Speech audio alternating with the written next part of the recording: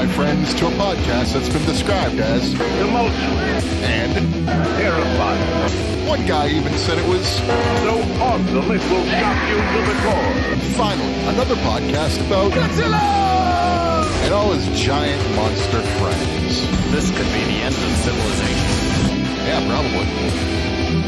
So join your hosts, KES and Slick.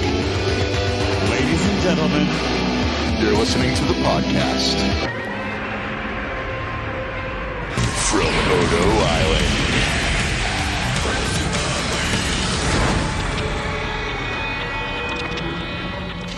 Welcome to the podcast from Odo Island. Follow us on Twitter at Odo Island Pod.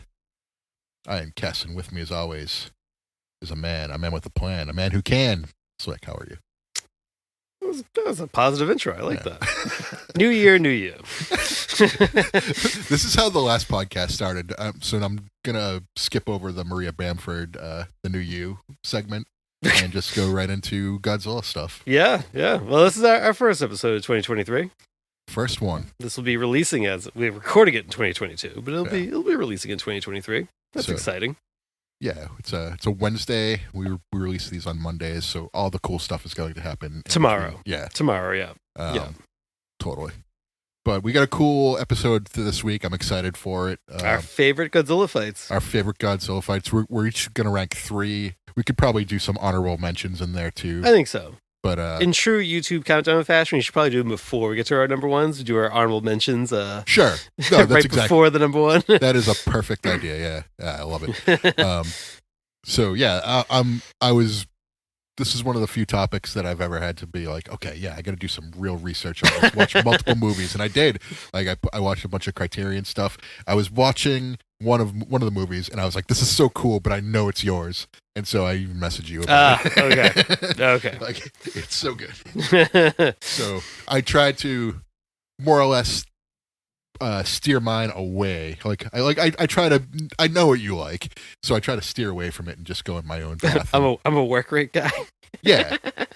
Well, I know. No, I'm just kidding. I know what you do well, and so like I'm going to go into a different route. So we got a pretty eclectic group of top fights today. Yeah, I'm just excited because I feel like our pro wrestling side is probably just going to naturally just come flying out in this. Yeah. Like, it's not even going to be forced. It's just going to happen. Yeah, it's just the way we talk. There's going to be a lot of works, grab a hold, heel stuff. So for sure. If you want to make this episode a drinking game, you can drink every time we use a wrestling carny term. So like, yeah, greenhorn. Like, it's all going to be in here. So yeah, I'm excited for this one. I like doing topics like this. It gives us a chance to go back to some of the movies we've already reviewed and give them fresh life on here. Sure. But before we jump into this, any news for us this week? Actually, I know I said before I started recording I didn't really have news. I was going to dive into something else, which we'll get to in a second. But are you playing Battle Line again?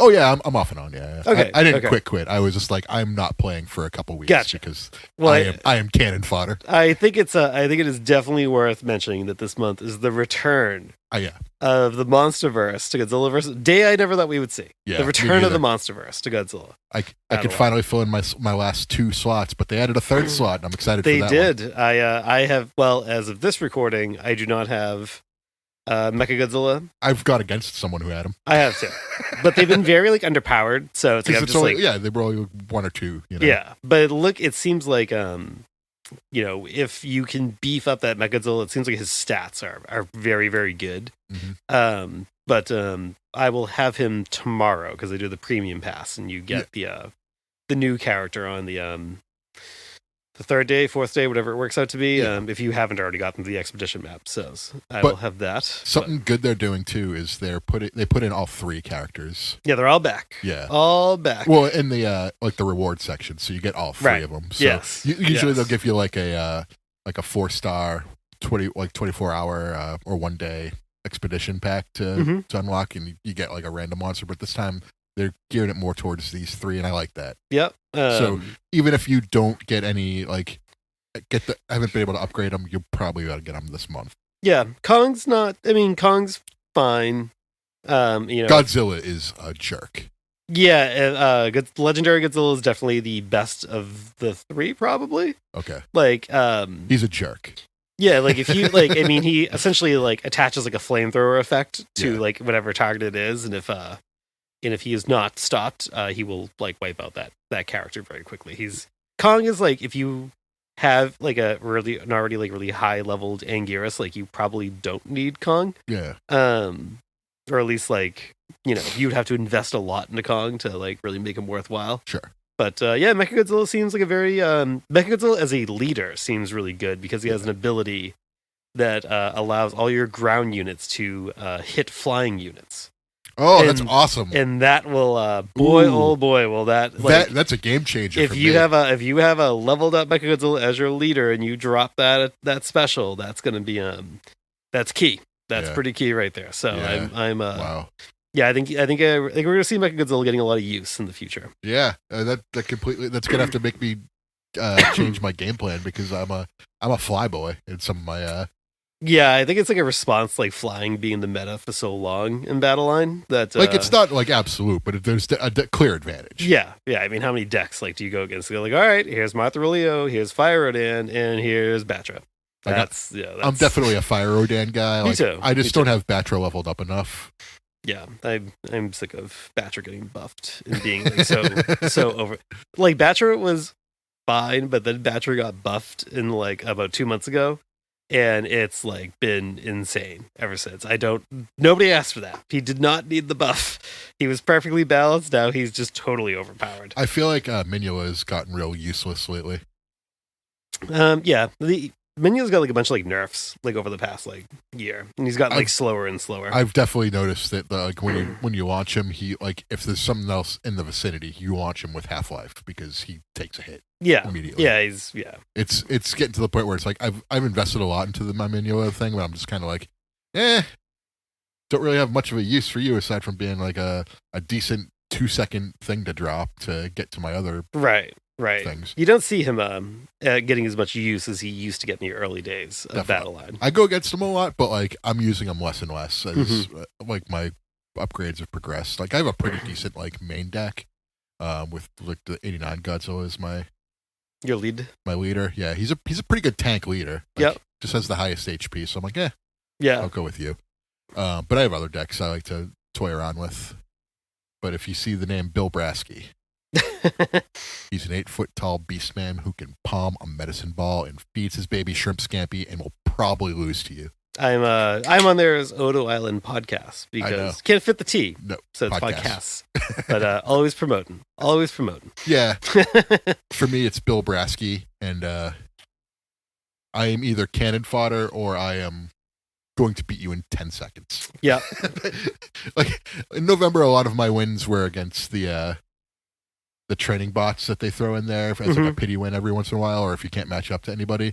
But like everything else, I think I was like 2-8 or 1-9 for the most of the month, so I kind of died down. December, I picked it back up though, and I was more leveled up. I was able to get to the highest level I've been at yet. So good. Yeah, for a brief period of time, I was 41st in the world yesterday. But I usually end the season usually in the top 200. I'm like a 5,600 area. That's been that way for 3 months now. So yeah. I try to stay in like the top 200 all season, and then like towards the end of the month, I'll kind of let it die down a little bit. Yeah. But the biggest problem I have with like the end of the month, like it's like I love the events. The events are like my favorite thing about the game. But you have to get like 35 upgrade points, and you only get 1,000 gold out of it. I feel like that could be boosted, where it's like you get 10 and then you get 1,000. That would make more sense. Yeah. But like having like have to get all the way to 35 and all you get is 1,000. Like give me 3,500. Yeah. If you want to set the goal that high. Yeah. Like it just seems like there's no point to doing rank matches after you get all the upgrades.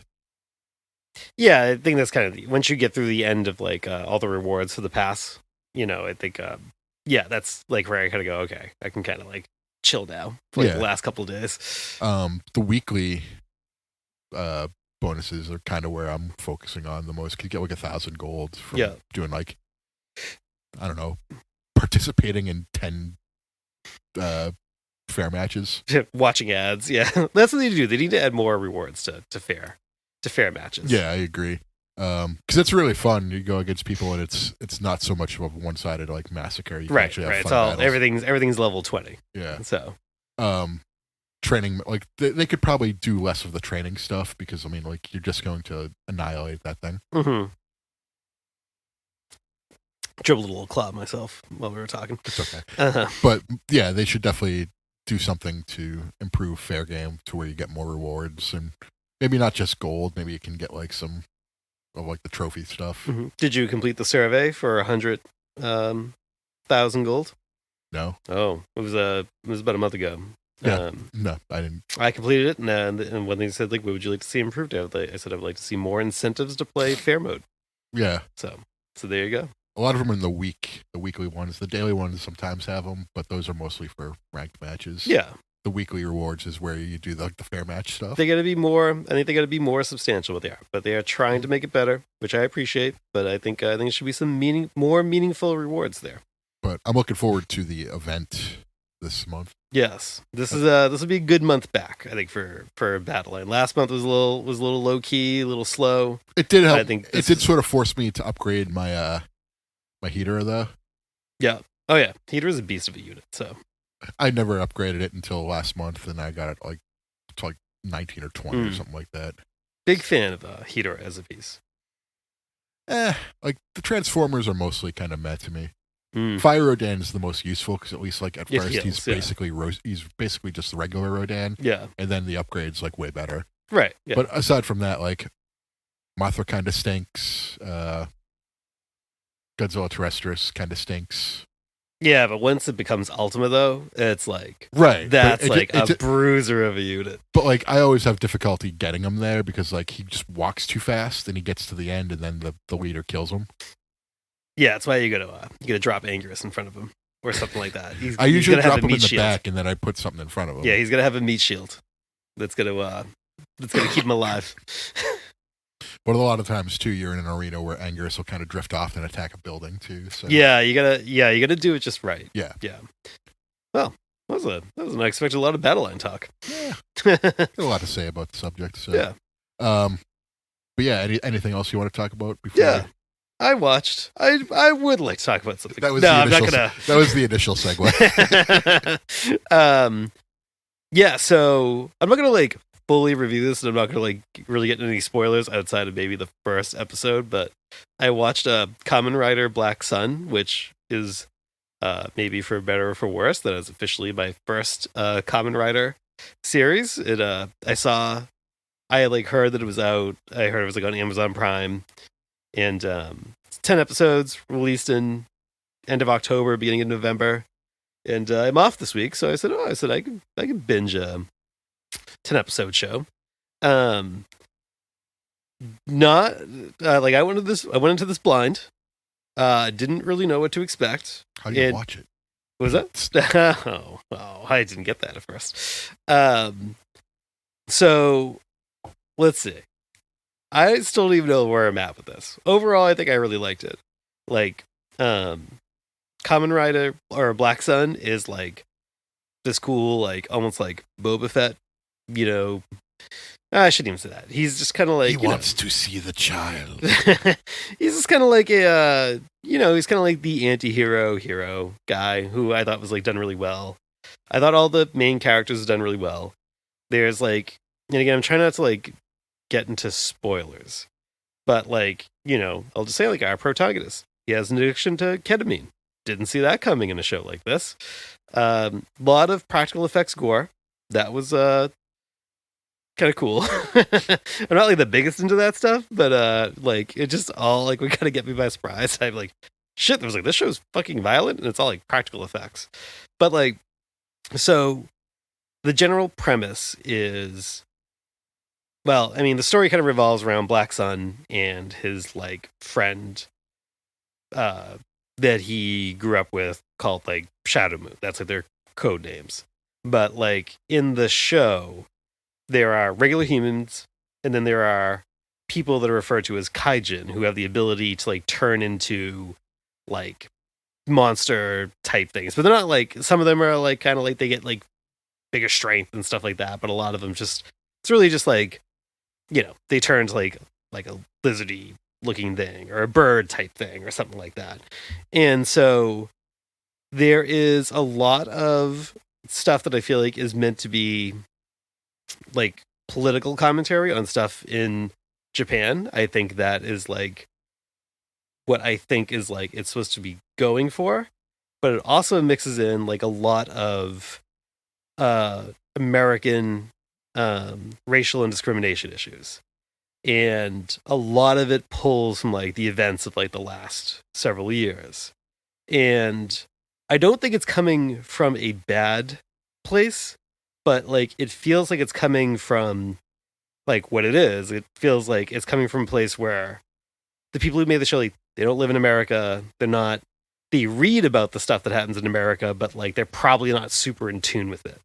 And it's like, you know, we just like witnessed like and still ongoing this like massive awakening or reawakening or refocus on like these super racial issues going on in America. Like, I mean, we had shit like Charlottesville and all that like sort of stuff, and like all that's like kind of dumped into the show, but like done almost like it was like the backdrop of under the backdrop of like this is like some supervillains grander plan, this like racial divide. So it's like I sit there when I watch it and going, this is dealing with really like serious, really, really serious stuff that we are like still living through in America, but it's kind of dumped into like a TV show, like in like used as like kind of like a plot device for like the bad guys' plan or part of their plan to like that point where it's like, again, I don't think it's like ill-intentioned, but it's like incredibly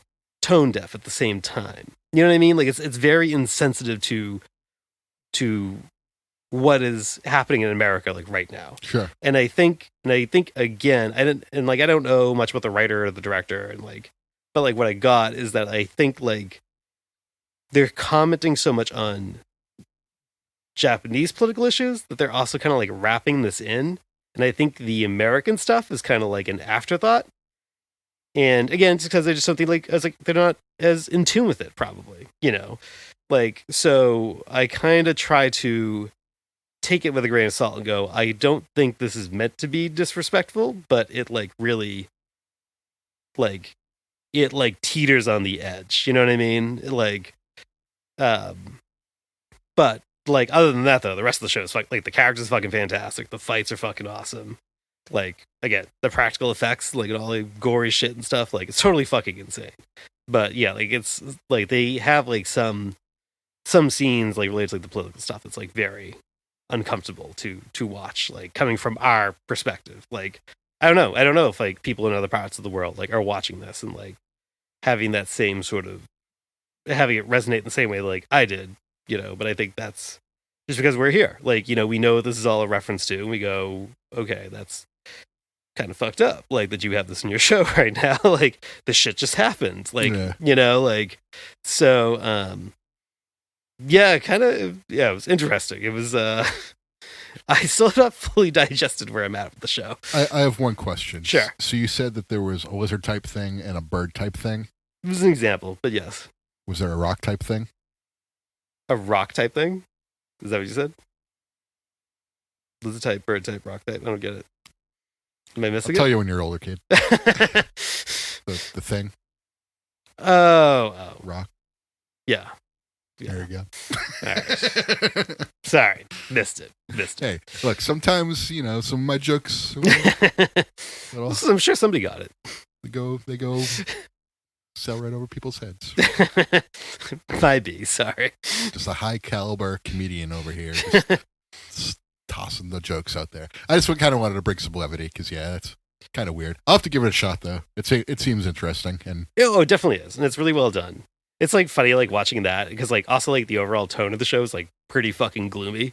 And then it's like, like there's not a lot of positivity in the show at any point. But it's like, then on the flip side, it's like I'm watching like Ultraman Decker, which is like just nothing but like nonstop optimism and fluff and just like fun times. And I go like, oh my God, I need to like re-binge that entire series. Then I'm finished with that. But another question about Ultraman Decker. Is there narration? No. There is not. So it's like the director's cut then. Oh, that one I got. Blade. That's a Blade Runner reference. There we go. Decker. What is it? Deckard with a D. Oh, it's Deckard. I thought it was Decker. Ultraman is Decker, but isn't he Deckard in I don't remember. Blade Runner? I thought it was just Decker. I don't remember. Or isn't he Deckard? Whatever. I got it though. That one. There we go. That one I got though. Yeah. So I got jokes. Like I said, high caliber comedian here. But anyway, shall we get into it? Yes, let's get into it. Our main topic here. So we're gonna do top 3 each fights. Asterisk being like, I didn't want to have the same ones as you. I know you didn't care, but I was like, nah, let's do 3. But you can acknowledge if we have something that matches. You can also acknowledge what was on your original list, as well. So, do you want to go first? Should we flip a pick to see who goes first? No, I'll just go first. Right. I'll just go first. I never offered to go first. I'm a coward. So I feel the way we do this, we'll say what it is. I have, for all of our picks, I've written down the suit actors, or mocap actors if we do anything with mocap. I did not write down any computer models if we do anything with just CGI. But and I figure, set the table with that, and then we can explain why we think they're so good. Okay. So my number 3, and I thought about this long and hard, and I said, there's no way this cannot be my number 3. This has to make it into my list. It is the final fight from Godzilla versus Megalon. I said, oh, this was what I had to. but it's like, this was, again, my very first Godzilla movie. Again, the movie I said that literally changed my life. Yep. And a big part of it was how good this fight was. Or entertaining at the end of the movie. Like that scene where Godzilla walks in, it's like, yeah. Yeah. So we'll dive into the fight in a minute, but Godzilla in this movie is played by Shinji Takagi. Haru Nakajima has moved on from the role, so now we kind of get a revolving cast of people playing Godzilla for the remainder of the series. So this movie is Shinji Takagi. Megalon is played by Hideto Date, who apparently also played Kaiju in a show called Thunder Mask, which I had never heard of before, and that is apparently a mostly lost superhero show.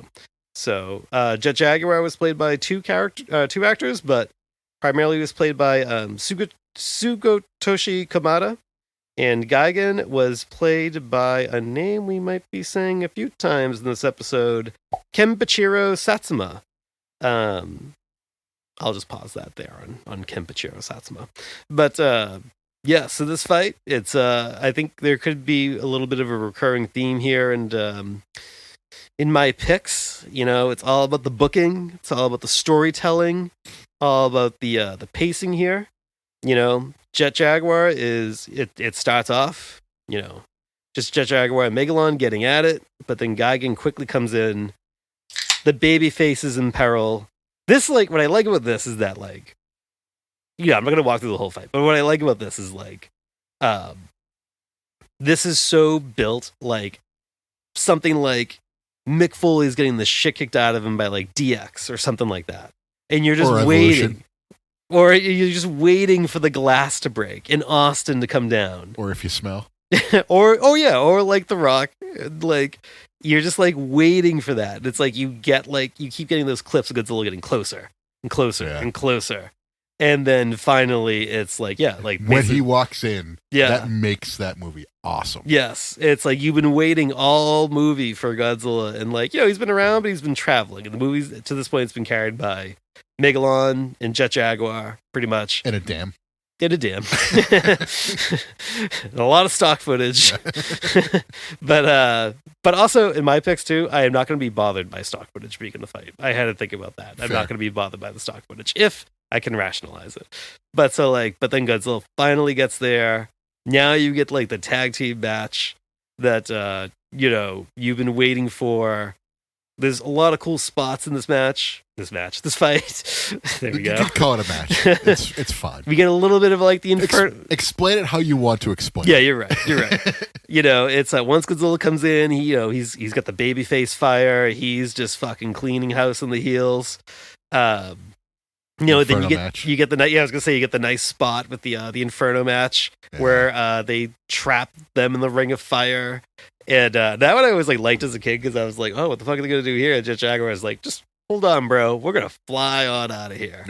Yeah. You got Godzilla. He's using a kendo stick. I mean, a tree at some point.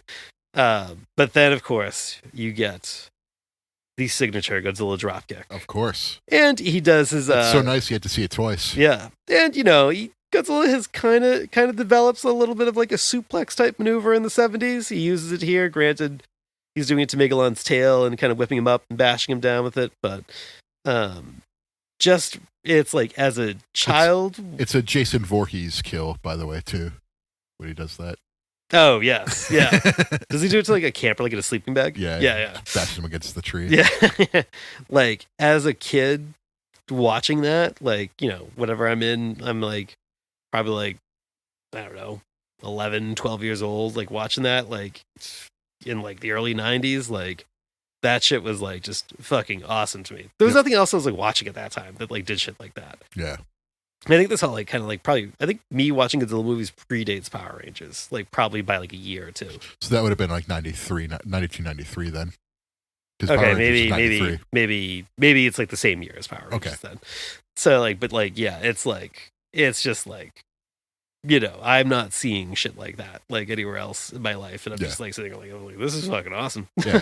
Well, I'm 38 and I rewatched that this week and I was like, this is so great. Like, this is the coolest thing in the world. And the 70s Showa movies, like those fights are fucking long.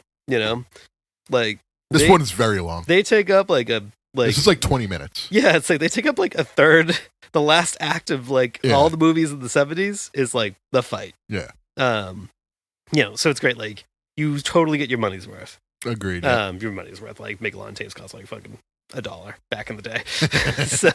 so I got my price of admission. Yeah. But it's just I can't. It's very entertaining. The drop kick is fucking hilarious. I don't give a shit what anybody says. That shit is it's awesome. Buddy. Who's trashing that? People who take things too seriously. Oh, no. That, like, when he does the stupid, like, taunting thing where he's jumping up and down, and when he does the drop kick and when he's flying, those are my favorite parts of the show. Listen, I'm not in pro wrestling. I'm not a fan of the spot fest, but I understand, like, when a big spot, gets you your views on the internet, gets the buzz around you. Yeah. That dropkick is like when Randy Orton hit the RKO on Evan Bourne out of the Shooting Star Press. Like that got everybody talking. I would compare it more to Shawn Michaels kicking Shelton Benjamin. Actually, yes, that's a much better comparison. That was like a holy shit, like wrestling's awesome moment. Yeah. Yes, and that to me, like, again, if that fight wasn't so good, I don't like we probably wouldn't be sitting here doing this podcast right now. That's probably what it is. If that fight was not so entertaining, I would not have watched that tape over and over and over again every day, and we probably would not be doing this podcast right now. So, thank you, Megalon. Yeah, I think everybody put the work in that one. I think that's a fight where everyone pulled their weight. So, like to be transparent, I wanted to include like a variety of. I didn't want to just do like one era, like because I could see myself doing that. So I was like, I want to go Showa, but like the only one that like really like is like memorable to me and like sticks out to me is that one. Mm-hmm. But like I know it's one of yours. Like, oh yeah. So I reached out. I was like, this one of yours. Okay, so I went on a different one. So that's my number 3. Anything you would like to add? No, I totally agree. Oh, Jim, I totally agree with you. That's still a wrestling reference there. All right, hit me with your number 3. So my number 3, I had to agonize over this today. Because like it was like one of those things where I didn't want to copy you. I wanted to have 3 individual picks. So I noticed where yours were going. So I was like, okay, I need to find one from a particular era. That era is the Hesei era. Mm-hmm. And the one that stands out to me more than all the others is the King Ghidorah fight. Or the Mecha King Ghidorah fight. Yeah. Yes. In particular, yeah. So what I love about this fight... let me guess the suit actors really quick. Oh, sure. Go ahead. Yeah. So Mecha King Ghidorah, played by Hurricane Ryu Hurricane, who played various kaiju in the Hesei era. He played the Batch of Lava. He played Godzilla Jr., Godzilla vs. Destroyer. Playing Godzilla, making his second appearance already on the list, is the returning Kenpachiro Satsuma, who, played Gigan. I think he played Hidora, too. But then he goes on to play Godzilla through the 80s, 90s. So there you go. There's our players. Yeah, so like again, like when you mentioned the suit actors, you mentioned Godzilla Jr. against Destroyer, and that was like so close to being right here. But I think what makes me pick the Mecha King Ghidorah fight, it's not so much like my attachment to the character due to God Destroy Monsters Melee. It's more to do with the miniatures and like the camera stuff that went on with this. Yes. So you get like camera angles from like inside buildings that Godzilla destroys. Mm-hmm. You get camera angles from the hook that like Mecha King Ghidorah shoots out of his chest. Like, oh yeah, there's so much creativity that went into this that it really stands out like as a superior fight to the Godzilla Jr. versus Destroyer fight, which I thoroughly enjoy. Watched both. I went back and forth, and I was like, no, it's got to be this one. Even though the movie's not as great, it is kind of funny to rewatch it. But what sticks out to me most, like the miniatures, like they look so great. You always talk about how like a smaller Godzilla makes the miniatures better. Yes. But like in this movie, how do you get around that? Put him in the tallest towers in Tokyo. Put him in the tallest one, and those miniatures are enormous. Yeah. They're so huge. I love it. Like all like the effort that went into that. Like I just love that fight. Yeah, I think those towers have a different name now, but they used to be like they're like the international tax towers of whatever something. And I remember like if I was gonna pick a 90s fight, it actually probably would be this or the final battle in Destroyer. Probably this though. This is probably the best. I'm a sucker for the junior fight. Yeah, I like that one too. But I do think this is probably the best in the 90s. Yeah. Like, and it's I think like the way they make King Ghidorah's beams or Mecha King Ghidorah's beams look like always really striking. You get those cool shots where it's like you get the people running in the foreground, and in the background you have like Godzilla and Mecha King Ghidorah trading beams, and it's all the 90s sparks and shit going on. I was gonna say, because there is that, like that's what people talk about when they talk about Hesei, is the beam battles. But so there's that in spades, but there's also like physical attacks. Yeah, I think this one worked. This is a good balance, I think, right. This fight. Like I really like the Godzilla versus Mothra '92. I think that's a way better movie. But for a fight, this is the best of the Heisei, in my opinion. Yeah. So that's what I like about it. It's just like not so much like the fight itself, but like the beams, like you said, like everything that went into it, like all the aesthetics. Like that's what I'm a sucker for. Pretty. It feels like an even fight at first. Then Godzilla clearly is starting to come away with it. You kind of get the 90s equivalent of. In terms, I'm going to compare it to a Dusty Finish in terms of its like overuse, where it's like we got to dump Godzilla to see. I have the this is Piper versus Bad News Allen. No one wants to take the pinfall. Yeah. So they both take a powder. It's a double count. It's a double count. Double count finish. But it's a satisfying double count finish. I got my money's worth. Yeah. In my opinion. And I know you don't like this movie, but for me it's. The fights, though, are great. Yeah. For me, I love, like, there's aspects about it I don't like, but, like, the stuff that I do like definitely supersedes it. Like, when Godzilla kills that guy. It's one of the most satisfying moments in it's just a weird movie. That's the problem with it. It's just once you interject time travel like that, but it gets weird. You get a good heel turn from Godzilla.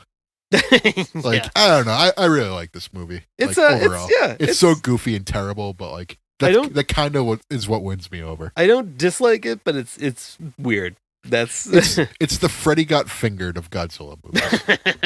Like you either really like it or you really don't. It's also got like one of the top 3 best Godzilla suits ever is in this movie. Oh, agreed. When I think I've said it before, I was like, when I close my eyes and say Godzilla, this is the one that like I think of. When I close my eyes and say Godzilla.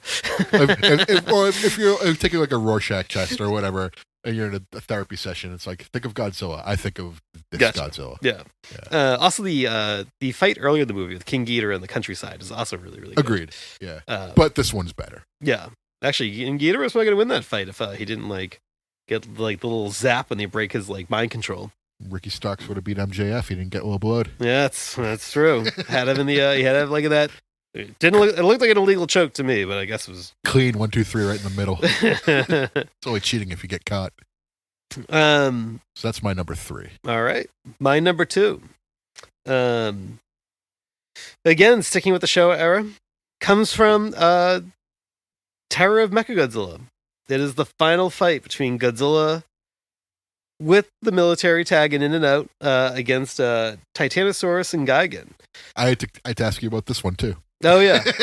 Well, I was rewatching this one on the right before I came over here too, and it's like it almost made me change it to my number one, but I still feel good about where my number one is. But no, I agree with you. But this one is what was interesting though, because like I've never like really looked too much like into who played the suit actors like in this movie, and Godzilla is played by this guy Toru Kawai, who played lots of various kaiju on the Ultraman shows. Sure. And those like tend to be people like who have like a martial arts background because they're using like thinner suits, a lot more agile type stuff. Mechagodzilla is played by Kazuni Mori, who also played Mechagodzilla in the previous film. And I did not know this. I learned something today. That the whiskey that Bernie keeps in his flask in GVK is called Kazunari whiskey in tribute to this guy who played Mechagodzilla. Awesome. I did not know that. Oh. See, GVK is even better in my eyes now. I didn't think it was possible, but there we go. That's a deep cut. Yeah. Very deep cut. Titanosaurus is played by... Pat McAfee.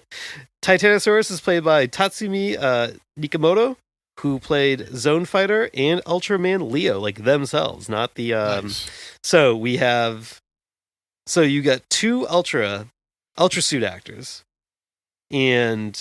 That must be why this fight is so good, because the punting. Oh my god, it's so good. This of all the Showa fights, this one sticks out. Now, granted, it's mostly Godzilla versus Titanosaurus with like kind of Mechagodzilla kind of hanging out in the back. Yeah, but like it still feels way different, and it's like you can tell they're kind of taking that like Zone Fighter, Ultraman influence in like all the moves are much more like accentuated, like. There's more throws. I mean, like, I still laugh out loud that, like, that part early in the fight where it's like Godzilla's trying to rush towards Mechagodzilla and Titanosaurus is, like, in the way and he, like, basically just gets, like, down and, like, fucking just shoulder tackles Titanosaurus, like, 10 feet in the air. And it's like, it just happens, like, just so quickly, like, on screen. I go, that's fucking hysterical. But, like the stuff that went into, like, making them like take those enormous bumps. Oh my god, I'm sure so that great. Sucked. Like, like so many people like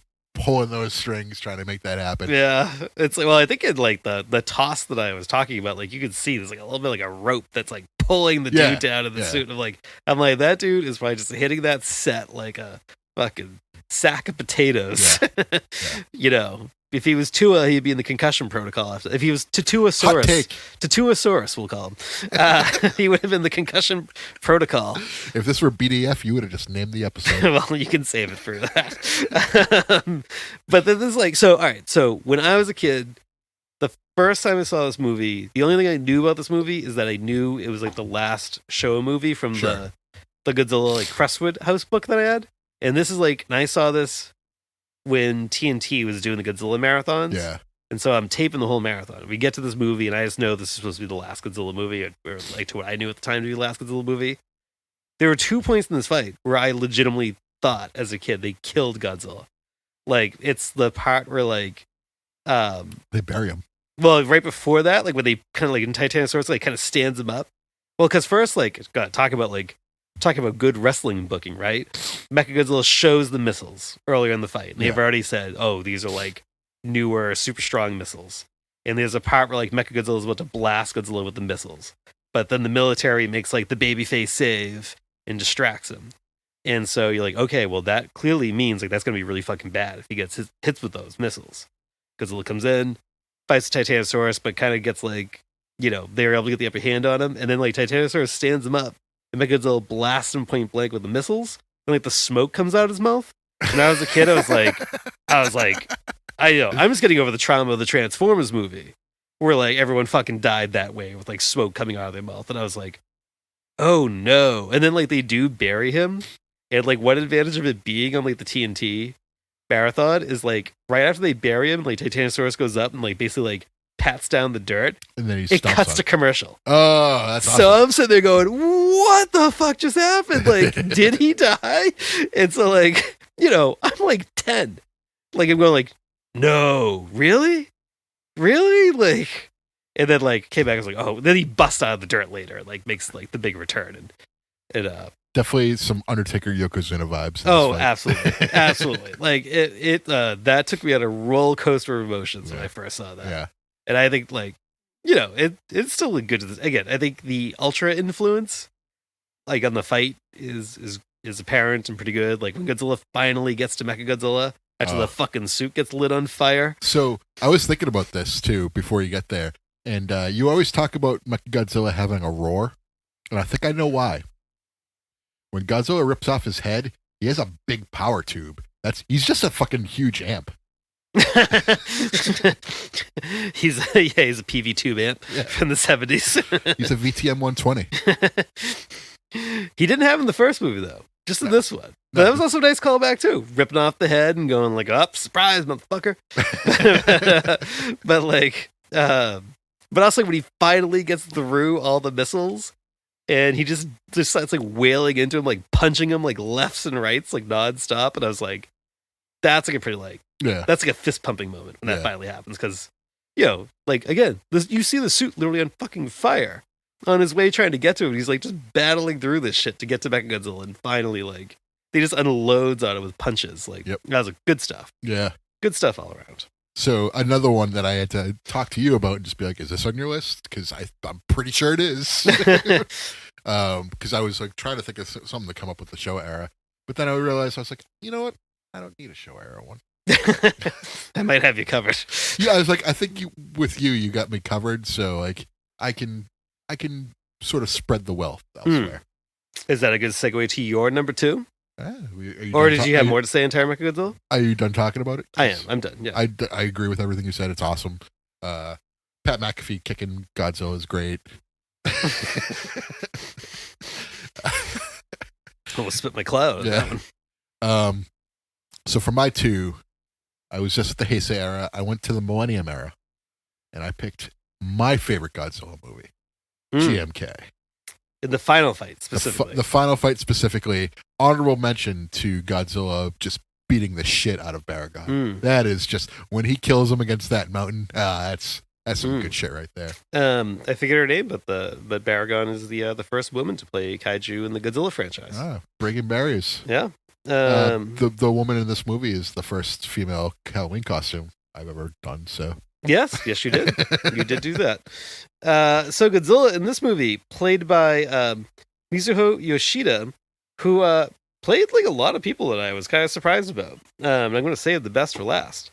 Played Legion in Gamera 2, played Desghidorah, and played Dagara, which is in Monster 2. And he also played fucking Raiga, whatever the fuck it was, from that shitty movie that we watched earlier this year. Yeah. I read that. I wouldn't say that's the best. I would say Desghidorah is the best, but that's pretty sweet. I would have been credited as Alan Smithy if that was in that movie. Juan Schwartz. King Ghidorah was played by Akira Ohashi, who played Gamera in Gamera 2. So these, not the first time these two suit actors have faced off together. No, but they have a good track record. They do, yep. And then he switched roles and played Iris in Gamera 3. Yeah. So you know, that's my favorite. Two students of the game. Yeah. Here you could say. So yeah, there you go. Take it away. So this fight, like I will never forget you showing me this fight in 2002, 2003. I know where this is going. Yeah. And it kind of changed my Godzilla fandom right there and then, where I was like blown away at how awesome fucking GMK was, Godzilla. So what I like about this fight is that like there's a lot of inconsistencies. Like Godzilla's in the water and he's really tiny. Godzilla is standing up against the bridge. He's really tall. The CGI isn't great. Ghidorah looks like shit. Yeah, I don't love this Ghidorah design. Like, but it's like one of those things where what happened supersedes everything else. Like it'd be like in a wrestling match, you don't like the wrestler's attire. They use a different entrance music that you don't like. Something like that. Like something throws it off a little bit, but then what happens is makes it much This is more Ultimate mixed up. Warrior wearing a singlet, is what this is. Yeah, so this is kind of like a little off. And but like Godzilla, look, like this is one of my favorite Godzilla designs with it's just all white, Yeah, his peoples. all white pupils. peoples. Yeah, so like I think Godzilla looks so evil that it's just so great. Ghidorah, not the best design, but like.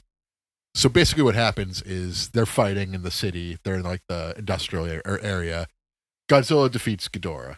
Godzilla then sees Mothra and kills Mothra too. So there are 3 protector beasts from Godzilla. There's Baragon, who gets killed earlier. I was going to say something different. He gets squashed. Wiener squashed, as we say in BDF. So he gets squashed early, so he's out of the picture. So it's just Ghidorah and Mothra left. Mothra breaks out of a ball sack. It's pretty hilarious. Dies, but like uses the power of Mothra to resurrect Ghidorah. So Ghidorah like rises like a phoenix. Wait, you're gonna just gloss over Mothra's death like that? Yeah. Because I remember you first watching it and your reaction to Mothra's death. Which was like, fuck yeah, you know? like fuck you, Mothra. Like now Mothra is like one of my favorite monsters. But also because like Godzilla just turns around and blows her apart. Like, So the way that happens, it's almost like in Final Wars where he like kind of spins around and does the thing. Yeah. Like he senses Mothra coming and just does a cool like, nah, you're dead. Like, so Mothra, in typical Mothra fashion, the same way in King of the Monsters, she resurrects Godzilla. She resurrects Ghidorah. So Ghidorah like rises from the ashes like a phoenix. It looks terrible. yeah. But it's an important part of the movie. So like Godzilla has killed all 3 of the guardian beasts, but like Mothra is like giving its energy to Ghidorah for one last chance. So basically they're fighting and Godzilla just beats the shit out of Ghidorah again. Kills him again. It's like, fuck you. Godzilla is so overpowered in this goddamn movie. It's just fantastic. Yeah. Booking the heel to go over strong. It's definitely one of those things where it's like an NWO Hollywood Hogan situation where it's like, no. Hogan's our cash cow. He's going to be making us all this money. Unfortunately, Godzilla meets an untimely death at the end of this movie, or does he? Oh, the heart's still beating. The heart is still beating. But overall, this fight, it's my favorite Godzilla movie. Like like I said, I'll never forget watching it in your bedroom when you were a kid and just being like, holy shit, this is fucking outstanding. This is the Godzilla that I've been wanting all this time. Yeah, because I, like, for context, like, I used to be able to get these movies, like, through bootleggers, like, pretty quickly. Yeah. And I remember, like, watching that, and I remember, like, you guys were over, and I was like, you can watch this one, like, You even it put just it came out, like, and it's, like, way different than the other ones. you're like, Cyrus, you would really like this movie. Yeah. And it was like, at the time, it was like, the Millennium, and like at the time, like the Millennium movies like weren't like really loved. I think they have aged really well. For the most part. Yeah, not Mega Gears. I still don't like Mega Gears, but I mean, people do. But overall, I think like the Millennium movies at the time, like, I think like they just were kind of coming and going. I think people liked the Mechagodzilla duology, but I think overall it was like, like the series, like it was all the movies kind of playing it safe, and then this movie comes along, totally turns the franchise like on its head, but it works. It's well written and it works. Like, and I've always said it's okay to make Godzilla different as long as you do it well. And this movie did it. But yeah, in that fight, it was like, I remember like the first time watching it going like, oh yeah, all right, King Ghidorah is getting like a third wind. I was like, all right, he's gonna win now. And this like, that's what you thought. You thought he was gonna win when he rises blows up. him up. Oh, it's so good. And I was like, oh shit, didn't see that coming. Like the story itself distracts you from the fact of like all the other shortcomings of the movie, and it immerses you into it. So that's why this is my number 2. It's for all its shortcomings, it's just a work of art. Yeah. And it really kind of pumps you up too when Ghidorah gets like his like third, he gets the final form, he gets like the wings that like shoot out like in their size they're supposed to be. And you're just like, oh man, now like I can't believe I'm rooting for babyface King Ghidorah to go over heel Godzilla now. And then no. It's like rooting for The Rock against Stone Cold Steve Austin. You don't know how you feel about it. Yeah, and it's God, yeah, then when Godzilla just blows him away, I was like, oh. That was was a bold choice to do that. Another Bold thing- booking decision. Another thing about this movie, all original soundtrack, and it's awesome. Like Godzilla has his evil theme, like Mothra has the Mothra theme, Ghidorah has his own theme. It's just such a great movie. Yeah. When people are talking about like top movies to get people into Godzilla, like this is my number one. Like you got to watch this first. I think so. I think Most other people are like, no. Watch like Terra Mecha Godzilla. Watch the original. Watch Ghidorah the Three-Headed Monster or Astro Zero. Monsters would Yeah. my wife, like, I don't ever make my wife watch Godzilla movies, but she was like, if you're gonna show me one, what's one you think I would get into? And like Astro Monsters like was it, and she was like, that movie's like really fucking good. Yeah. And Shin Godzilla, she saw Shin Godzilla with us, but probably because I mostly need like a DD for that event. But but she, like, that's a movie too that I think like people who are not fans of Godzilla movies, like they can watch movies like GMK or Shin Godzilla or something like that and go, Yeah. oh yeah, like that's a really good fucking starting point right there.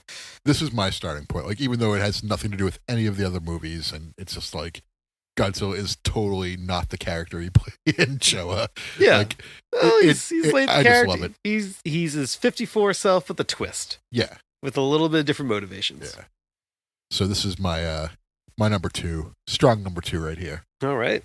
Well, I guess we will go to honorable mentions. Do you want to do your honorable mentions, or do you want me to do my honorable mentions? Why don't you go first? Because I actually haven't thought too much about this until we said we were going to do honorable mentions at the beginning of the show. Okay. So, but I think I got one. So I can run through a few. my first honorable mention is the King of the Monsters Boston finale, the tag match of Godzilla and Mothra versus Rodan. This is going to be one of my honorable mentions as Yeah. well. So This when I saw it in theaters, like I liked it, but like when I saw it, when I got the Blu-ray and brought it home and watched it, that's when I really noticed all like the fine details. I noticed Mothra and the pulse of Godzilla, which I never noticed before. I noticed the Mothra roar. It's in Boston. Ghidorah lands in Fenway. yeah, I'll I'll just say really quick. like just like my favorite Godzilla scene. Period. Fenway Park is a dump. I'm glad he crushed it. I think I You said all- this verbatim too. You all should watch a real sport like basketball and fuck baseball. I'm just healing it up on you. No, right now. I understand. I think I said the same things too. But you I- like baseball. I love baseball. Yeah. Nothing better than October for baseball. I'm sure the garden got blown away in that explosion at the end. But... At the end, sure. But like when Ghidorah lands at Fenway, it's like sort of just like this, like, okay, my favorite monster landing in my baseball park. Like, yeah, this is with the little outstanding. Dunkin' Donut sign flying away, away in the foreground. But like regardless of that, like I kind of agree with what you said. Fenway, it's not really a dump. It's It's a There's dump. There's obstructed seating, like, but like the ballpark itself is iconic. So Yeah. So is King Ghidorah. agreed. So that's why it's my honorable mention. What about Hugh? That was gonna be one of mine too. Very exciting fight. I think the original King Kong versus Godzilla fight, the final one, probably deserves an honorable mention. That's that was like the big kaiju crossover that gave new life to Godzilla. It's a fun fight. You get a little bit of, you get some suitmation fighting. You get the weird stop motion drop kick that Godzilla does at one point. You get the two action figures. I was gonna say the slamming action into each other. figures, like just being like bombarded against each other. Yeah, that's don't know why they decided to do that, but I'm always glad they did, because every time I see it, I go like, that's fucking funny. When I was a That's funny. kid, I used to make fun of this movie a lot, but as I grow older, I'm just kind of like, yeah, I was right to make fun of this movie. This is fucking awesome. It's the Japanese version is supposed to be a satirical take on capitalism, or a critique of it, and kind of lost in the American dub, but either way, it's like just a fun ride the whole way through. And that fight We at the can't end, talk bad about capitalism. yeah, we never do such things. But like, it's a fun fight all the way through. Yeah, it's my honorable mention, or one of my honorable mentions. You got any others? So your list so far are two of my other honorable mentions, but another honorable mention I have is the Mothra and Batra fighting against Godzilla. Yeah. I like the ocean battle that happens earlier in that movie with Mothra and Godzilla. Batra and Godzilla. Batra, sorry. Yeah. Yeah. That's what I meant to say. But the one at the end, I always liked how Mothra like cocoons in the diet building. Just like one of the better visuals of the Heisei era, in my opinion. But I always liked Batra as like a monster. Like, when I first saw this movie, I didn't really think it was going to be any good, but it's probably like number 3 of the Heisei era, in my opinion. Yeah, that's probably where I'm at too. 2 or 3, Yeah, somewhere in there. But the fight itself is really cool. Cool visuals. I like it. putting Battle Line aside, it's kind of weird how Batra and Titanosaurus are just like characters that have just like never been revisited, like in movies and or anime or anything like that. It's just like they're just, I don't know. I just don't get the lack of love for the two of them. Yeah. Yeah, I was trying to think of like other ones that were like outside of the Showa era, and this is a random one that's going to be my honorable mention. Mega Gyros, what? The Space Godzilla final battle. I actually this is one I think it's more like I have like the member berries for and the member feelings for. Sure. Like, I don't think the movie is not good, but like that fight at the end where it's like Space Godzilla's made the whole arena like just a whole big crystallized area, and it's like he's just throwing around Godzilla and Mogira.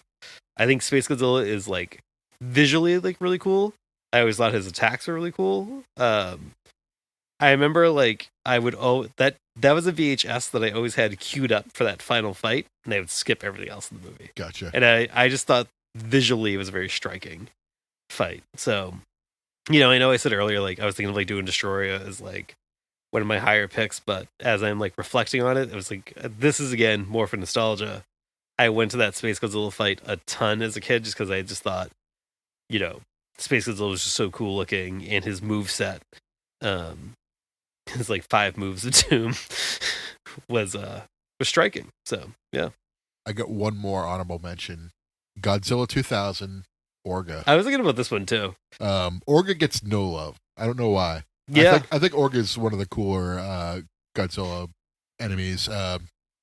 It's not surprising he hasn't been revisited because it's only been 22 years. But he starts off as a spaceship and eventually becomes this weird ogre monster. But then, like, Godzilla goes into his mouth and he grows, like, the scales and stuff. And so it's like, oh, he's absorbing Godzilla. He's almost like the Thing a little bit. So I always liked Orga.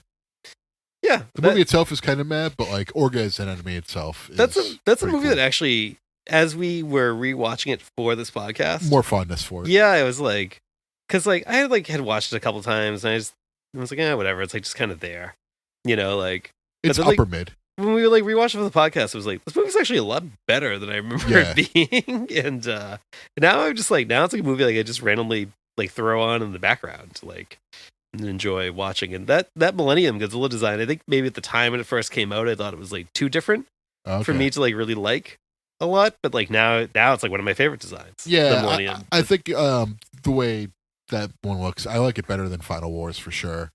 I always like the purple scales. Yeah. Like, for me, I like that one. Yeah. At the time though, when it came out, I was like, oh, what is this? This is like weird, like 90s, like want to be edgy shit. And we're like, but like, I was like, it's like too different. It's not classic enough. We just got out of like Godzilla 98. But like now, like in retrospect, you're like, no, that's a pretty sweet design. Yeah. Actually, it's now probably become like one of my favorite designs actually. And I don't have a problem when they change like the fin colors either. Like I was like, yep, natural progression. I also appreciate that with most of the Millennium Godzilla suits that he has a lot of cat-like features as a proud cat father. So I love cats too. Yeah. All right. Well, who wants to go first with their number 1? Want to flip the pick? Sure. Let's flip the pick. James Hetfield. The green guy, that is heads, your Yep. heads. The white guy, that with the Metallica logo, that's tails. I have tails. Okay. Heads. So that's me? That was a shitty. You want me to go again? That was No, pretty that's shitty. fine. That's fine. It kind of slipped out of my head. I'm gonna go again. All right. Still you. Okay. Well, there's a lot of integrity to this flip. So my number 1. Probably not one I would have said 2 years ago, 3 years ago, if you ask me. Might not even have been this list 3 years ago, if you ask me. But now here it is at number 1. It is the final fight from Godzilla versus Gigan. Let me, and you got to hear me out. I don't have to hear you out. I kind of agree with you because this was on my short list too. Yeah. You got Andre Sideburns Ghidorah. So, the cast in this one, Godzilla, played for the final time by Haru Nakajima, the original Godzilla suit actor, in his final official canon role. Anguirus, played by Koetsu Umiya. King Ghidorah, played by Kanta Ina, who had been in, again, played not in the Ultra shows, but there was a whole glut of knockoff type shows back then, and Kanta was played various enemy kaijus in those movies, and making his third appearance on the list, playing Gigan, the man who would go on to be Godzilla in the future, Kenpachiro Satsuma. I guess Kenpachiro Satsuma is a first ballot Hall of Famer for all the suit work. Oh, agreed. If we ever make our Odo Island Hall of Fame, but we should. I know, yeah, we can break down suit actors and put them in the Hall of Fame. Oh, can you imagine the intro music we could do for that?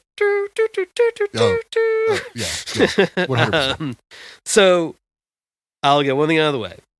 There is a lot of stock footage in this fight. Yeah, but I don't mind it because a lot of it is still Haru Nakajima playing Godzilla, and in my mind, in the wrestling fans' minds, like they're revisiting some of the classic spots, and I think that's okay. They're doing the slipper hold into the jumping onto the turnbuckles into a pinfall spot. Yes. Well, there's they reuse the part from Ghidorah where Godzilla does his little boxing shuffle, and he's throwing his punches speed bag style at Ghidorah's head. But the stuff that is original in this fight, I think, is great. I think the way I look at this is that I think Terramecha Godzilla is Savage Steamboat, but everybody paid to see Andre Hogan. And I think this is Andre Hogan.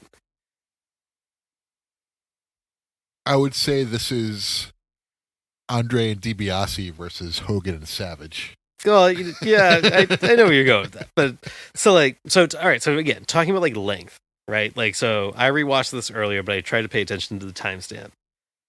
Godzilla vs. Gigan's about an hour and 27 minutes long. This fight starts at the 55, 56 minute mark. Now, granted, there is little stuff in between breaking it up. Yeah. But it goes for the rest of the movie. Yes. That's almost half that. That movie's not super long. That's almost half that movie. Yeah. And again, you talk about the storytelling.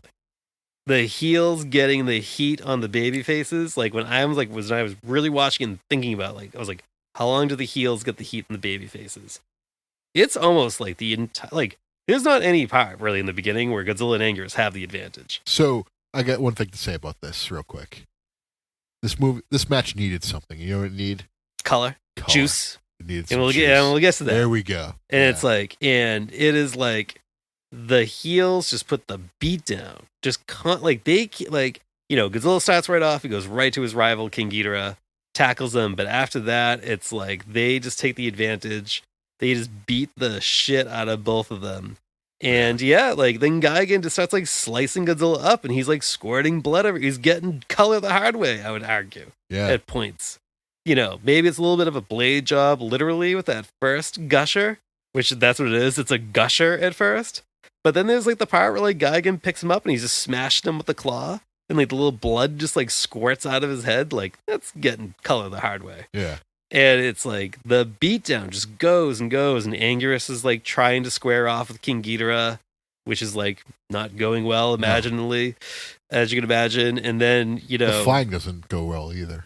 No. I mean, and again, they reuse some stock footage from Destroy All Monsters, but this is one of those things where you kind of have to use your imagination a little bit. But I'm fine with it. If you I put myself in the mindset of if I had not seen any other Godzilla movies and I am just seeing this, and I'm looking past the part that's going from day to night, I would go, wow, this is some fucking incredible action. Yeah.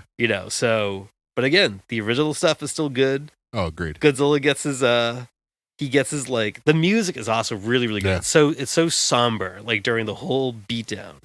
And then finally I love it like when like the main threat is defeated, but like that which is like the aliens in this case. Yeah. And the Godzilla tower is destroyed. And then like Guy getting King Ghidorah like broken into their control, and you just go, okay, you just killed the antagonist of the movie. Yeah. But now like we got this like other fight here that's just gonna kind of wrap up. And then Godzilla like gets this like little Hulk up moment.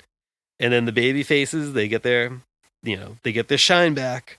And then we start getting like the tag team maneuvers between Anguirus and Godzilla. Yep. It's like it's just so good. Plus Anguirus is also like my second favorite kaiju. So that helps too. I understand. But it's like I think like what really does it for me too is that like this is Haruo Nakajima's last role as Godzilla in the movies. There's like he did like a magazine shoot where he got in a Godzilla suit. But like in the movies, this is it. This is his final act. He's also in my favorite Godzilla suit. It's like all kind of torn and tattered, but I feel like that adds to it.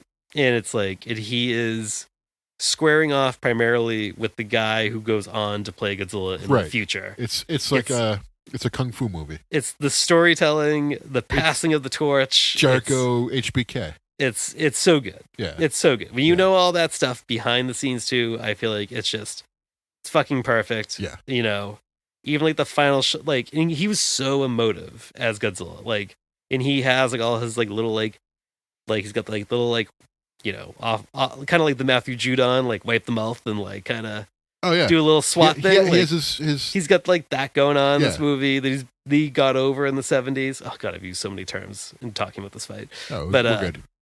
And it's just like you sit there and you're like, yeah, it's like, and it was like he was so passionate about being Godzilla too. And it's like it feels like a good low budget send off.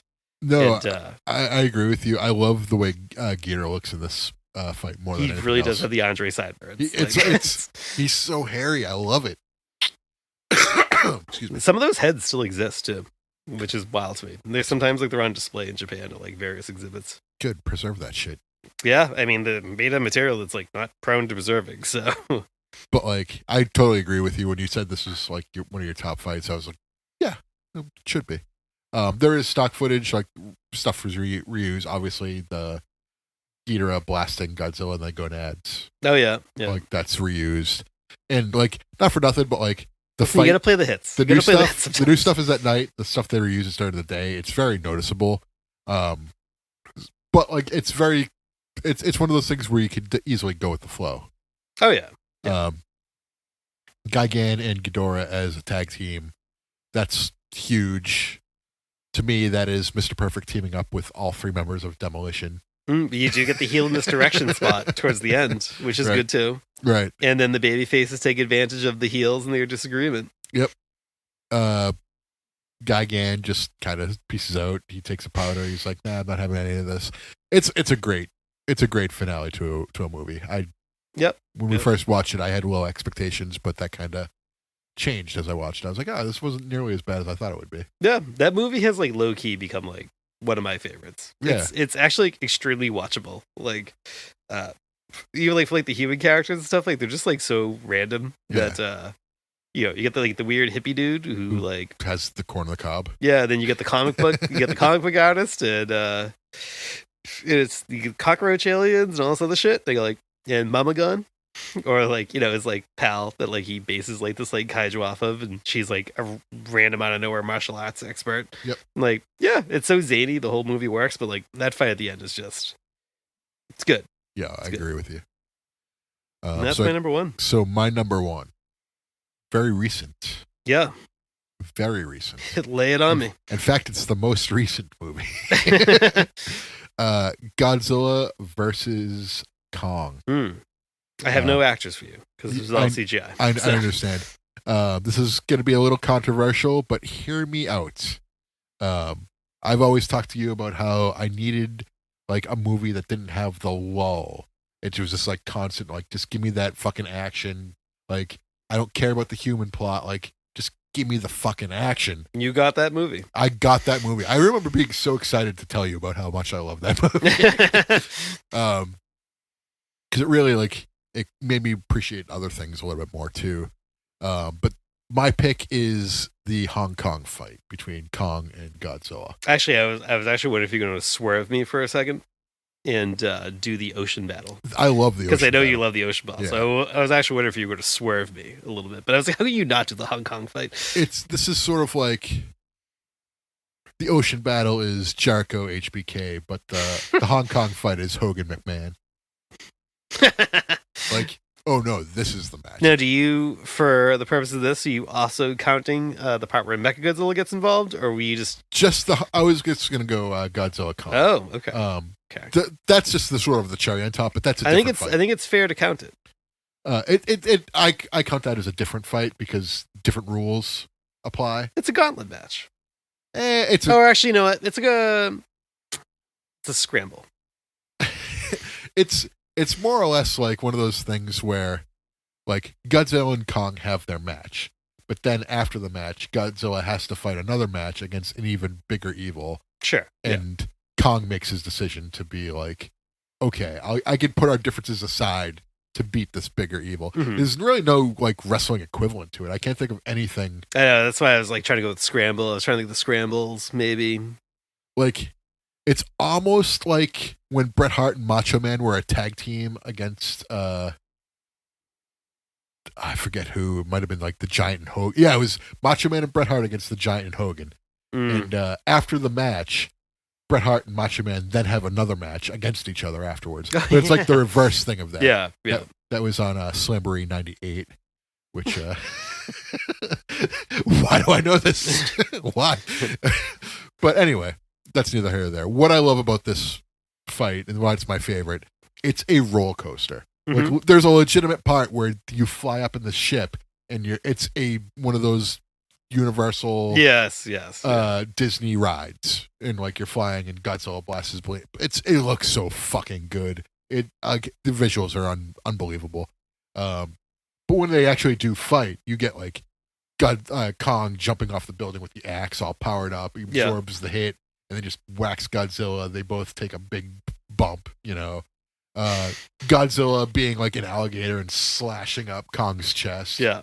The screaming at each other. Oh, I love this. This is good shit, pal. It's also, I mean, it's two of the biggest icons, or I think the two biggest icons and like in their monster movies. in their largest forms in the largest city in the world. It's I am also very high on GVK. I think the movie is oodles and oodles of fun. Yeah. I like the soundtrack too. Don't diss the soundtrack. I like the soundtrack. Yeah. I know a lot of people do, but They like show clips of like the soundtrack being replaced. And I'm kind of like, yeah, but it's like its own unique. Like, give the musicians some credit. They did a good job. Yeah, the Monsterverse has its own identity, and I don't like people like trying to take it. Like the Monsterverse should have its own identity, and I think it does. And I am a big fan of the Monsterverse. I like in retrospect, I like all the movies a lot. Like they've all kind of grown on me.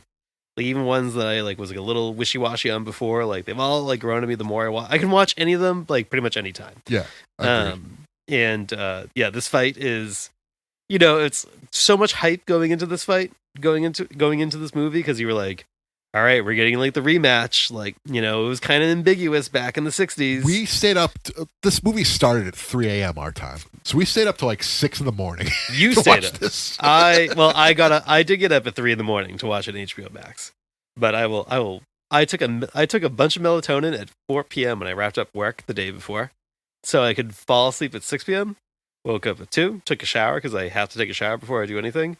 Made a Bloody Mary and made myself a breakfast sandwich and watched it promptly at 3 a.m. And you messaged me going like, all right, I'm watching it. Buckle up. I'm going to silent my phone and I'll tell you when I get out. Yep. And then we were done. I was like, holy shit. Yep. Also, I was like, wow, I crushed like fucking 3 Bloody Marys at like 3 in the morning. But I'll always have that memory. Yeah. But I after this, like I fell asleep watching this movie again. Like I didn't get all the way through it, obviously. Oh, like after, yeah. I think I did the same too. I feel like I watched it like 2 or 3 times because then we podcasted that night. Yeah. We did our recording that So night. I definitely watched it twice by that point. I had definitely watched it at least twice. Yeah. But yeah, I mean, like so much hype. Like I was like, are they gonna have like Kong like go over on Godzilla? And it was like, I remember I was planting that seed in your head the whole time. I was like, they're gonna do it. And I was having like the feelings where it was like whatever. It's like, remember, like you're in your mid 30s. Yeah. It doesn't matter who wins or It loses. doesn't But I matter. remember something like, I was like, Godzilla better fucking go over. Right. Like he better fucking win. Right. This to me is like when you're going into Starrcade 97 and it's like, yeah, Sting's winning this fucking match, right? Like, you be fucking better. Like, Austin's beating HBK at WrestleMania 14. Like, you fucking better do it. Yeah. And you kind of got one of those Although I will things say, happening. Kong is a very sympathetic babyface going into this fight. He's so, like, Um, he's one of those things where it's like he's got the visual, the facials down. He does. Like, he's the you most know. emotive monster because he's the most human He characterized. Monsterverse Kong very much gives me peak Hangman Adam Page vibes. He's like very likable. He's an anxious millennial monkey. Yeah, he's like very likable. Like you can get behind him, you can root for him. And there were points I was like, oh man, I was like, Godzilla's like not totally a dick in this movie, but he's like kind of a dick. And I was like, Kong is the star of this movie. oh, Like, absolutely. He's the Absolutely. main focus. Like This he has the most screen time of GVK anyone. is very much a Kong movie, Yeah. in my opinion. But Yeah. it's like Godzilla decisively wins the sea battle, and I was like, do you give Kong his like win in But Hong Kong? Then I was like, the nah. thing I like about that is that Godzilla wins the sea battle, but he's like sea based. Kong is not. So he has like Kong's been drugged, like he's at sea, so he's at a huge disadvantage, and he still kind of hangs in there. He does. So it Yeah. gives you hope, like when the Hong Kong battle comes around. But Godzilla's just too overpowered. I also don't feel like the Hong Kong battle is two separate rounds. Like, Eric Northman from True Blood at one point goes, well, I guess like round 2 goes to Kong. I was like, that's not really like the fight's like kind of going still. Like I was like, I feel like that was like added in to make it sound like Kong wins one fight in this movie. But like He Kong wins a fight. He wins the big fight at the end. He wins that fight. So Kong gets over as like a good babyface who's like defeated by Godzilla earlier, but then wins the main event at the end of that. It's almost like a Bret Hart WrestleMania 10 situation for Kong. Very good. Very good. But Kong also Tons also of wrestling in this he- podcast. he also beats up a bunch of war bats in the middle of the movie in the Hollow Earth. You get like you get that. You get like the big the tiny little bird things, so not the big ones, tiny little ones in the cave that he smashed. Oh around. yeah. But he has the war bats earlier. the war bats. which are more sizable. Almost looks like he's gonna lose at one point though. Oh yeah, he does get a little help. It's He one of does those get a little things where assist. Moxley's fighting Wheeler Yuta. He gives him some spots. Oh boy, yeah, we're leaning in hard. But no, I think it's all very exciting. I think the visuals are really good. They're outstanding. I hate referring to like what people do online, but I guess I'd come this far.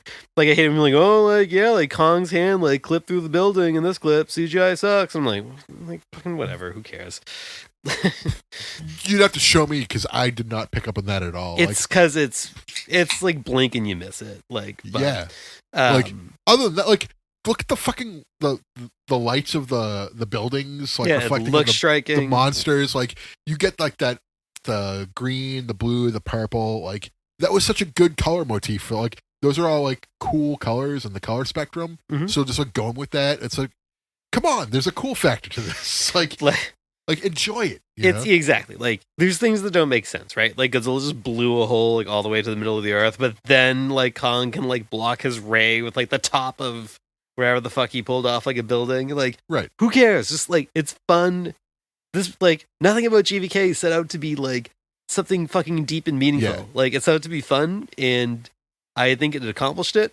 Yeah. And I think the fight's very exciting, and I'm glad Godzilla went over, and he went over strong. He went over strong. I really enjoy like the second part of the fight where they're going against Mechagodzilla. Like at first I was kind of like, I don't know about this design, but then like the more I thought about it, I was like, it's like a Terminator, but like Godzilla. Like, Yeah, I like it. when you described it like that like helps. I don't hate the design, but like I Just don't because of the love red it. eyes, when like the red, that's what reminded me of it. So I was just kind of Hmm. like, all right, like I'm cool with this, like Godzilla Terminator. Like, But also at the end of the day, it's like I was like, we got Godzilla versus Kong. We got Godzilla and Kong teaming up to defeat a King Ghidorah possessed Mechagodzilla. It's Like never. That's like never did I expect to get that Yeah. in a movie. So there you go. It was fucking awesome. Like it's not a movie. It's not Shawshank Redemption. It's a movie that you can. It's fucking Universal Soldier. It's something that you can just fucking enjoy. Universal Soldier, yeah. Dude, fucking Dolph Lundgren does a triple kick. Yeah, I'm not disagreeing with you. I just didn't see that. enjoy it. I just didn't see that coming. But I like weird movies. Well, I don't know. Last was going to say there, but that was good. Yeah. Well, that's our. That was our top Godzilla fights. That was fun. Enjoyable. Good topic. Yeah. Good topic. Hey, do you get any figs? What? I got two things, but I think we'll also do our figures of the year, the past year. Now at this point, Sure. I Honorable mention. Like I tried to get something like cool for this episode. I tried real hard. on the old eBays or did you No, in real life. Like oh I it was a 2-store attempt to. Try to get oh something that's good. right. I know what you're talking And about. and Yes. I really wanted to get something for this episode, and I failed. So I apologize, but It's like okay. it wasn't without trying. It's okay. I am the New England Patriots of getting Godzilla figures. Well, don't beat yourself up, Mac. So I got two things. So one thing I don't know. I bought it as it was listed on Macari as a 1970s rare resin Rodan figure. However, it has no markings on it. I did end up buying this, but for spoilers, but like, cause like, it looks pretty similar to like in shape and size to, the Godzilla and the Tricephalon playset. Like it looks kind of similar to those figures. And now granted, those are solid green. This is like solid blue. And I was like, well, like whatever, like cheap. I made a lowball offer. My lowball offer got accepted. I got the figure. I put it with the playset. Okay. It looks great. But like, I have been trying to figure out what the fuck this figure is without any success. Like I have like, but it's like I can't like it probably could just be a bootleg, but it is made of resin. But it's like it How many doesn't. bootleg figures are made of resin? Yeah, right. Like it's Like- I don't know what this is. Like it doesn't. It almost has like a look that's similar to like the Trendmasters Rodan, but like it's like it's too different, I think, to be a knockoff of like a Trendmaster. Like it doesn't match any molds that I can find. There was like a Rodan like knockoff toy like in the late 60s, early 70s that like it almost kind of resembles. But yeah, I have no idea what the origin of this figure is like. And again, there's no markings on the figure anywhere. So it's like I'm trying to no get to Dandai copyright. no Dandai copyright. I'm trying to get to the bottom of it. I'm trying to figure it out on my own before I turn to Twitter for help. But at the end of the day, again, I didn't pay a lot for it. Looks great with like the Tricephalon playset. It like almost like looks like it was like made to go along with them in a way, and it's Yeah. like not intentionally, but like it just ends up looking great with them. Sure. And I like that. My main event purchase though is that my Godzilla Day limited edition, I assume, Bandai Movie Monster Series Godzilla 84 arrived. This figure looks awesome. It looks fantastic. Yeah. It is it's the same mold from the Bandai Memorial box set from the early 2000s. Okay. Apparently it's a little bit taller, according to Shin Robjiro's video on it, but I don't have the original, so I only have this one. It, again, details fucking fantastic. Yeah, it is. You know, in true Bandai Movie Monster Series fashion, not a lot of paint, but the paint that is there is good, but very fucking good detailed figure. Very happy with that. Yeah, really fucking striking figure. All the Godzilla Day Bandai figures have been top notch. When you sent the picture of that figure my way, I was like, okay, like the Bandai like Godzilla 68 that I have, like I think that's pretty accurate. When I saw that, I was like, oh wow, this is like definitely a cut above that. I was actually pretty wishy-washy on even buying that because I was like, whatever, it's not one of my favorite suits or whatever, and I was like already like. But then I was like, whatever. I'm getting everything else that like is getting dropped this day. Like, I'll just get it too. Mhm. So, but now that I have it, like, I'm really fucking glad that I did.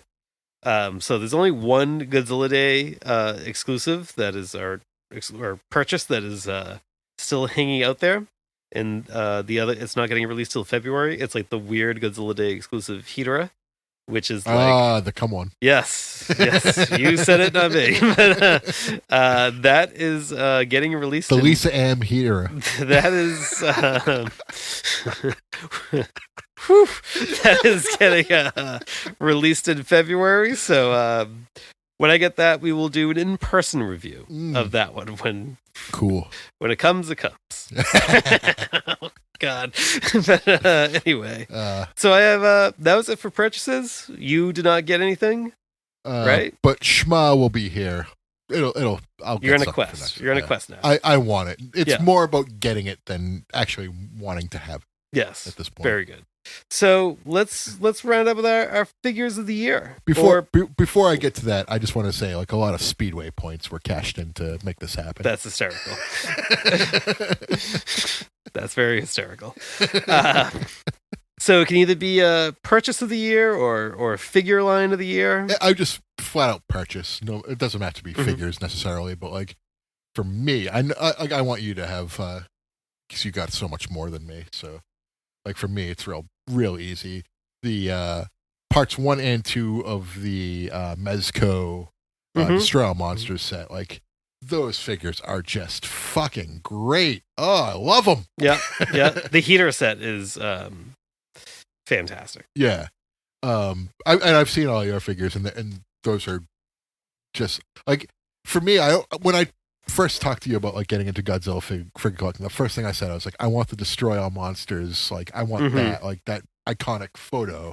Like that's like what I think of. Yeah. When I think of Godzilla figures, and like Mezco just did a fantastic job. Like well, obviously, we left out Varane and Amanda, but I was in Kamunga. Kamunga. There's 3 that aren't there just yet, but like whatever.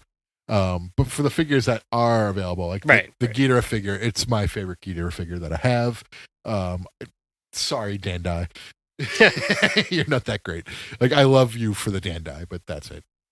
But the Mezco, like the details that went into it are so good. I'm sorry that your Anguirus is not up to snuff. Like mine's not perfect, but I will take it. I think the first wave of releases for that had weird QC issues. Because it's not just Anguirus, it's like Rodan and Godzilla has issues. Yeah. It's all just in that set that had those. But like and a lot of people had those issues. Not just me, but yeah. I love the box that came in, like everything about it, like really like was like it spoke to me, almost in a way. Like the figures were reasonably priced. Like when you factor in, it's like, oh, it's $80 for the set. It's like kind of like, yeah, but you're getting 4 figures, right? And when you arrive and you see them in person, it's like they're a little smaller than you would expect, but they're so highly detailed that you're just kind of like, okay, I'm cool with this. Like the Minula one, like that's pretty puny. I mean, it looks like Minula. It's scaled accurately. but it's just kind of like, come on, $20 for this. Yeah, but he's in a set, But the way I factor it in is like, okay, if I shave $10 off of Minula and I add it to Ghidorah, and then the rest are $20, fine. Okay, that's how I rationalize it. Yeah. So for me, figures of the year, Mezco, Destroy All Monsters. I didn't really encounter the quality control issues. They were kind of there, but not as much as you. I've seen yours and I've seen mine, and mine are better. Sorry. Yeah, I think. Sorry, but your damn luck. Yeah, I'm not gonna do like purchase of the year because like I buy so much shit all the time. Even like, like your favorite thing. I guess that my favorite thing probably would have been the Defo Real Ultima X Plus, which Godzilla Ultima. There, I word salad. Completely changed my mind about this. That might have been my favorite. I'm sure there's probably some random vintagey things I bought that I just can't recall. It's like what I bought this year or last year. I mean, let's see. But I think like in terms of line of the year, I've really been going back and forth whether it's the Super 7 reaction line or it is Mezco. I think it would have been no question. It would have been, I think ultimately at the end of the day, I think it is still Mezco. Although I have become a huge fan of the reaction line from Super 7. Yeah. I do really like the poster. Oh yeah, 56 Yeah. figure. That I've seen it around a lot lately too. Yeah. Around this area. I think the Super 7 reaction line would have won if the Mothra set and the Godzilla vs. Hedorah set from Mezco weren't so fucking good. Okay. Like the Trail Monster set, I think it is really good. Like they're all super detailed, but it did have QC issues. And Yes. a lot of people had the same issues. Yes. That was a bummer. From a distance, whatever, the figures look fine. Yeah. But then like the Hedorah set came and the Mothra set came, and I was like, okay. I was like, these are like, especially the Hedorah set, I was like, this is like stellar stuff. Like no paint issues, no other weird issues that like the Trail Monster set had. And I was like, these are some of the best figures that have come out all year. And I have the there's a Mechagodzilla King Caesar set that I've already pre-ordered. That's coming out next year. And I'll continue to pre-order, the Mezco sets that come out. Yeah, they're so good. Oh yeah. Like I'm glad you have all of them. Like I only got the Trial Monsters, but like every time I see them, I'm just going like, oh, these are so great. I'm like, a sucker for Mothra figures covered in felt. That is, not a lot of figures do that, and the Mezco Mothra figure has felt wings, and I go like, that's fantastic. I talk a lot of shit about the Super 7 line a lot because of the price. But like when I saw the Mothra Super 7 figure, I was kind of like, oh, I regret not getting this now. This is really cool. And I've not seen it since. Oh, well, the Newbury Comics and the Mall Bias has them for a little bit more money than they should be. Don't make me go there.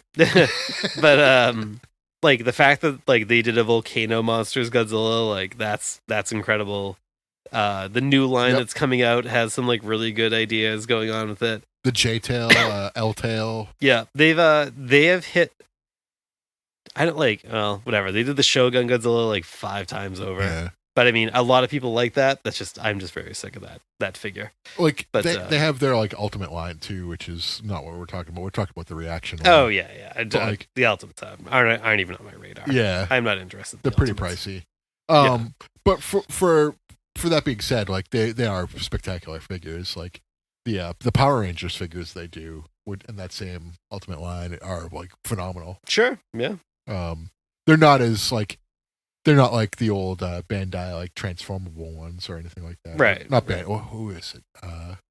Was it Bandai? I don't know. Who did the original ones? No. I sold them all to you.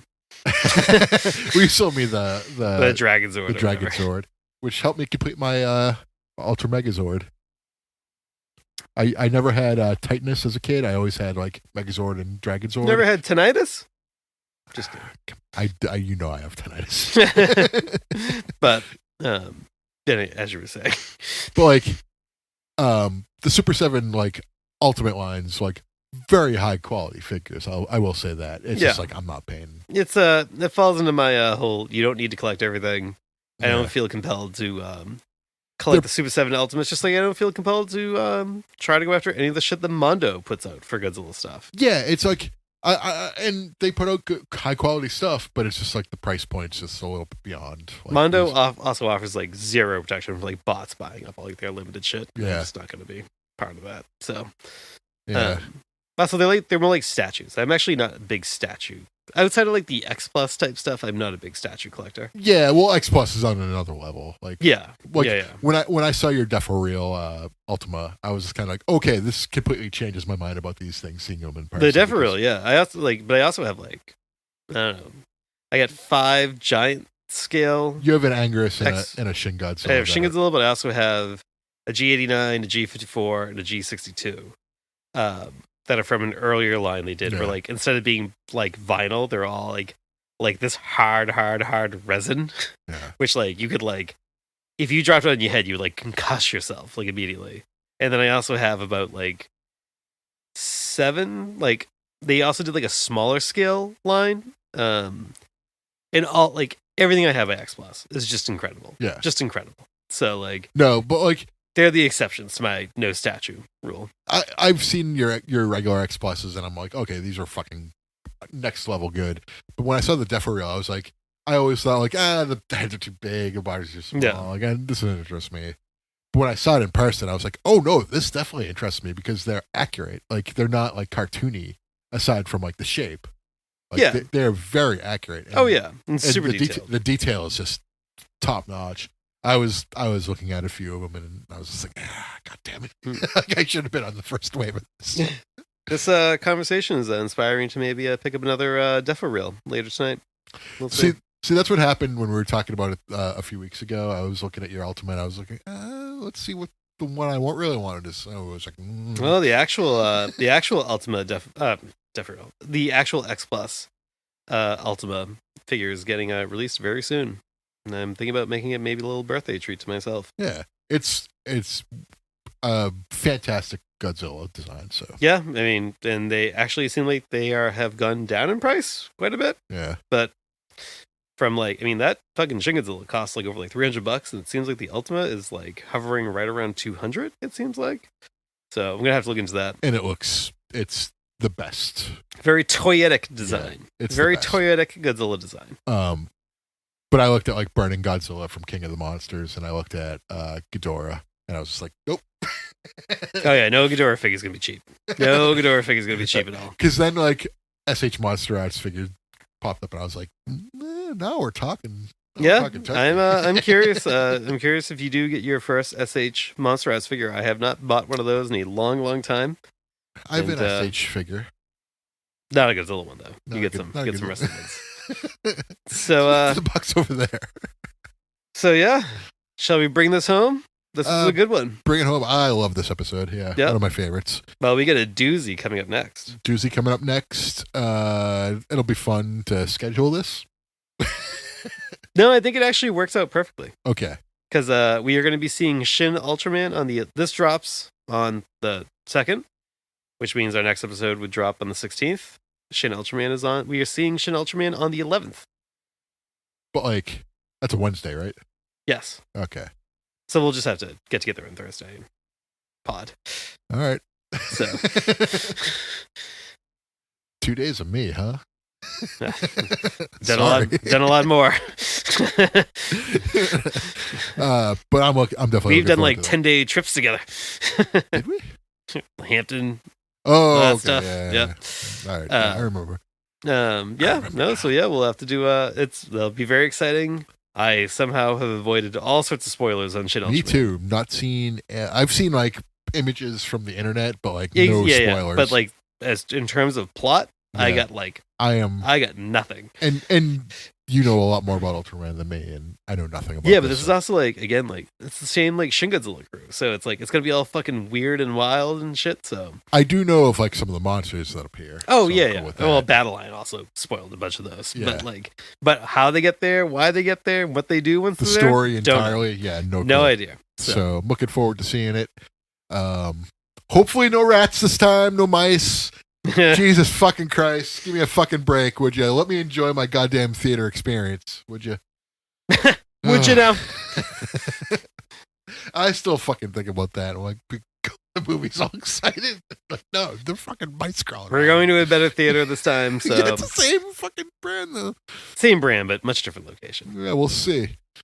I mean, we went to a place that was like at a strip mall that's like fading away. I saw Phantom Menace in this place, so hopefully there's no fucking mice in there. I have been to this theater in like the last couple of years, and I have not had any. It's remained nice, or nicer than where we just were at for Godzilla Day. So. I hope so. Well, okay. What a doozy. All right. Actually, before I go, you want to leave listener with anything? What a doozy.